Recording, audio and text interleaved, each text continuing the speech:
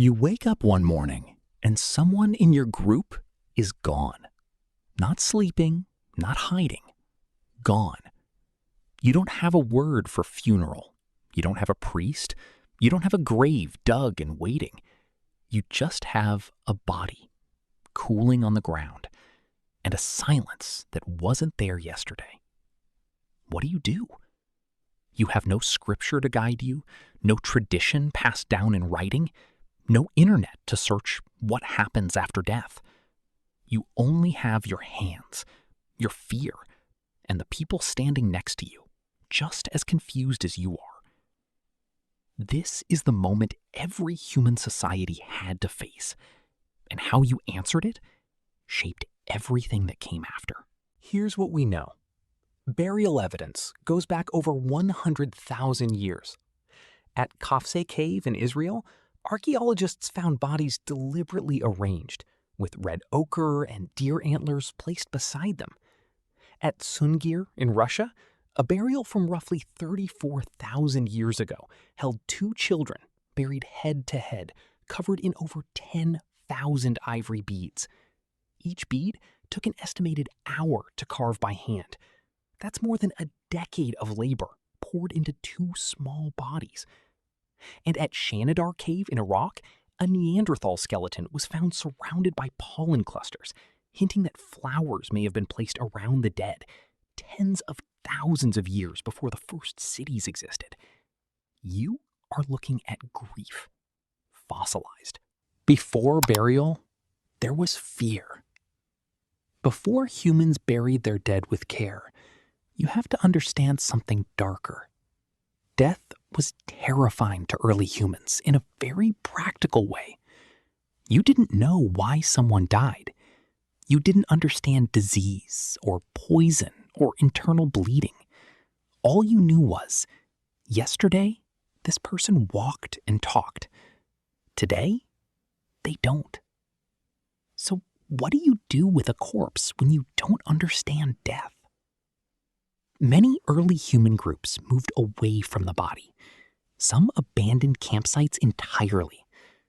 Anthropologists studying hunter-gatherer analogs have documented deep unease around the dead, a fear that whatever killed them might still be lingering. The first intentional burials.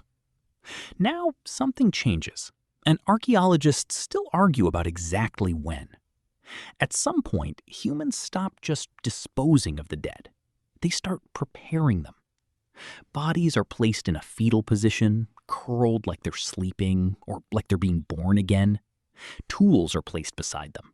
Ochre, a red mineral pigment, is sprinkled over the bones, possibly symbolizing blood or life.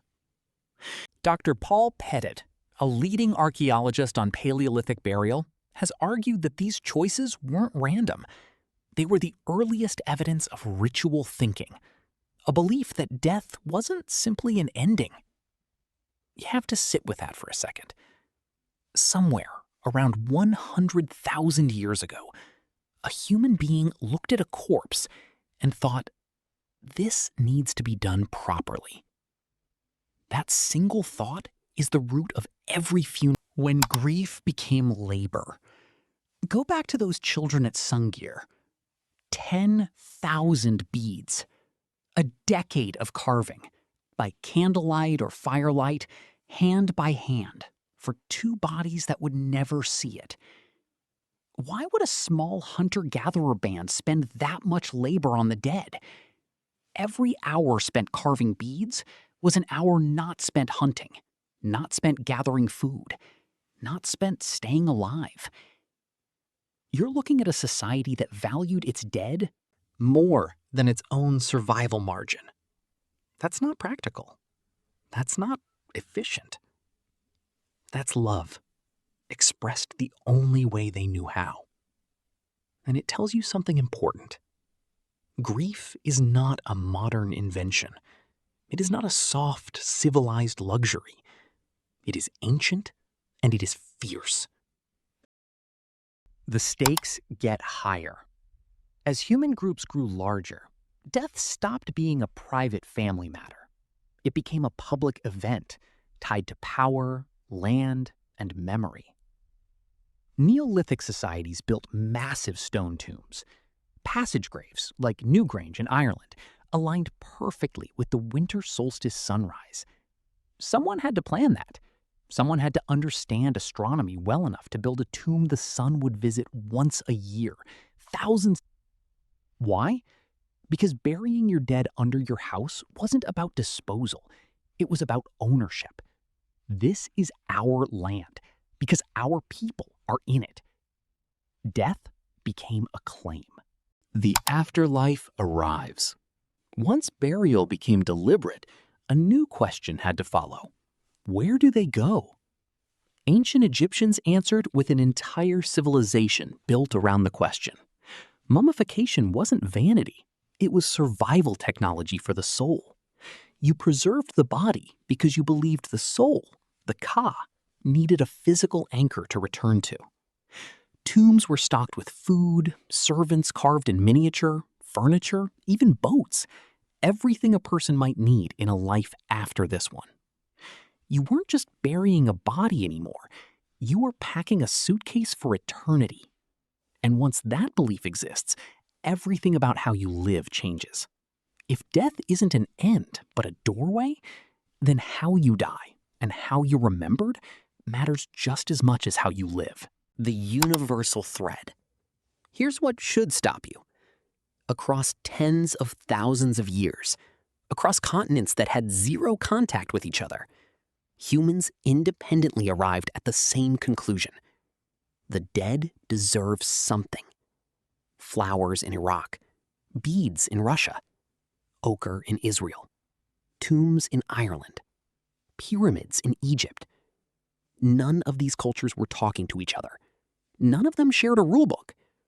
And yet, over and over, the same instinct surfaces. Don't just leave them.